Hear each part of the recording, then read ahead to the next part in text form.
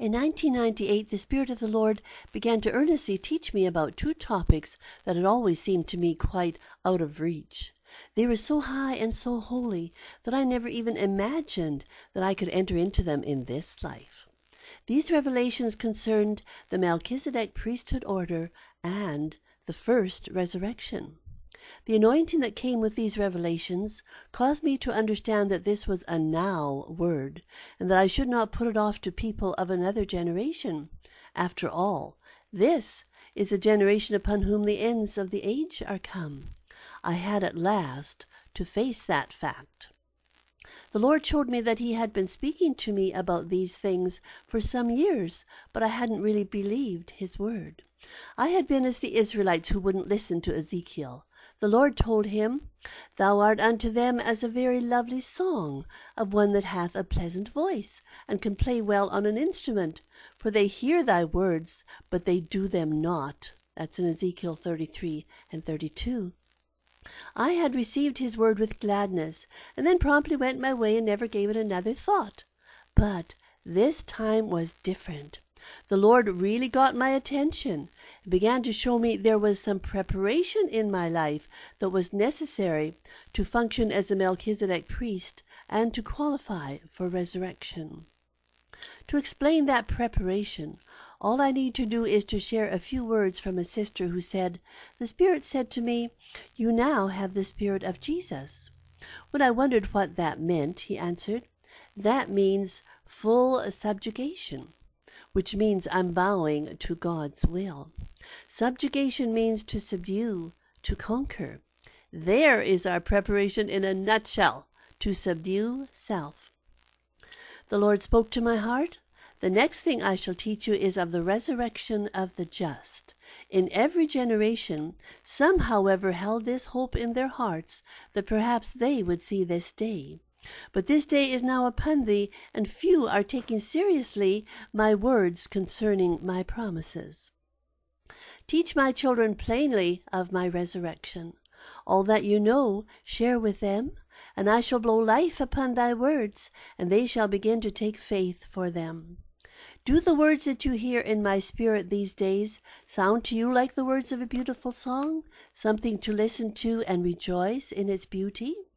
Or are you hearing the trumpet call of my spirit, calling you to arise and to prepare yourselves for that which I do speak unto you? Put not my words into the back of your minds as some treasured memory to take out at times to admire and rejoice in.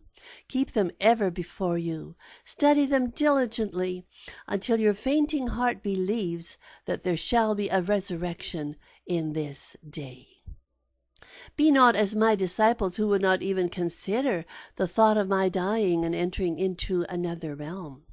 When it happened, they were in great confusion and anguish of soul. Commit yourself wholly unto me, as did Mary of old, when she said, "Be it unto me according to thy word," even though her mind understood not. I would that you stand in the same attitude in this hour. If we don't know what resurrection means, we can say, "Yes, Lord, be it unto me according to thy word."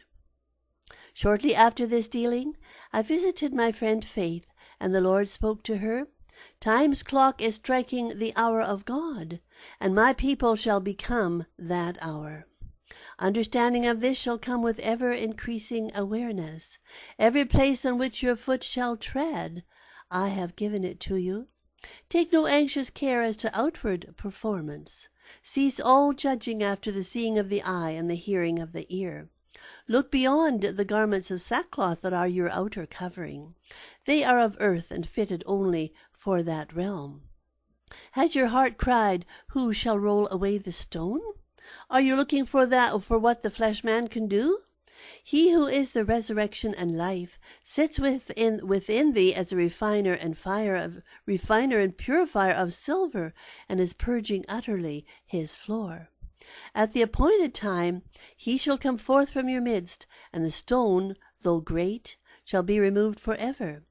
Do you think that the stone of your flesh nature shall stand before the stone cut out without hands? In prayer the Lord spoke to me. The grave clothes were unwrapped from my body, and the head cloth folded separately. The head and body were separate. They had not yet come together, but the head and the body shall be one. He continued, even so am I not now removing from my own their grave clothes, those things that have hampered them from walking in my life. This is my present operation. In these I am preparing for resurrection. Walk softly before me, and you will see what I will do. One day I had quite a surprise when the Lord asked me this question: What is thine inheritance? What would you have said to that? I knew he didn't want an answer from me. He wanted to tell me something. How would you have answered to this? His answer was, It is certainly the sure mercies of David that are coming unto you. It is not only my nature inworked in my people, it is my life that is coming forth in them. You cannot have one without the other. And when these are one in my people, the result is the resurrection from the dead. I have much to reveal to my barley firstfruits company as they are able to bear it. The reality that I have spoken in parables and dark sayings is about to come to light, and you shall know that new life comes from me in a way you have not known it before. These two scriptures clarify what the sure mercies of David are. Isaiah 55:3. Incline your ear and come unto me. Hear, and your soul shall live. And I will make an everlasting covenant with you, even the sure or the confirmed mercies of David.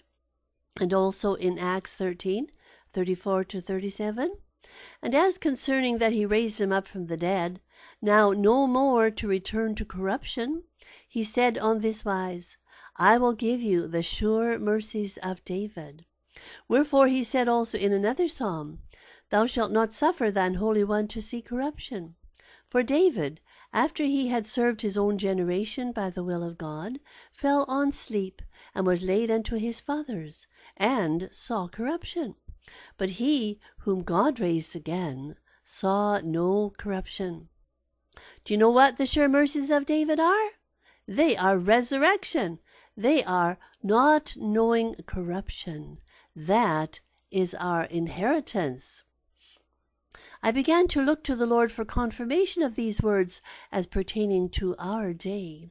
I knew they were truth, but were they for this generation? He assured me that he had indeed given foretastes of these things, and reminded me of something that had happened to me in the early 60s while on the mission field in Canada's north. We were two couples, and we were praying before we retired this night, when the Spirit told us, Consider not your pillows, but seek me all the night. We were surprised, but we obeyed and made sure no one fell asleep. If they tried, they'd get an elbow in the ribs. I reassured myself with the thought that I'd have a nap in the next afternoon, but with 7 children to care for and Indian people coming and going, it simply didn't happen. I felt fine though, and I didn't feel tired. That night when we decided to say good night to the Lord, excuse me, just a moment, he did not want to say good night. And again he said, Consider not your pillows, but seek me all the night. We obeyed, and again there was no sleep the next day. None of us were tired or yawning. It was just business as usual. We didn't feel any different for not having slept for 2 days and 2 nights. The third night, the Lord once again required us to pray all night. We didn't understand this at all, for as yet he hadn't said anything to us. But as the first light of the dawn of the third day began to break upon us, we started to feel the awesome presence of God, and we all took off our shoes. The missionary's wife had a vision of a baby boy, a mature child, being born. We had not heard of the man-child that is to be birthed at the dawning of the third day. We had gone 3 days and 3 nights without sleep, and when I went to wash my face, I was sure I'd have bags under my eyes. I looked, and I felt the same as when we first started praying. None of us had any weariness at all, and we couldn't understand it. A few days later, the Lord said, I have given you a foretaste of the resurrection life that you are going to experience at the dawning of the third day. We are now in that day. And then there is another question. Not that the Lord has said it, but men are asking, how are the dead raised up? And with what body do they come? 1 Corinthians 15:35 is our answer.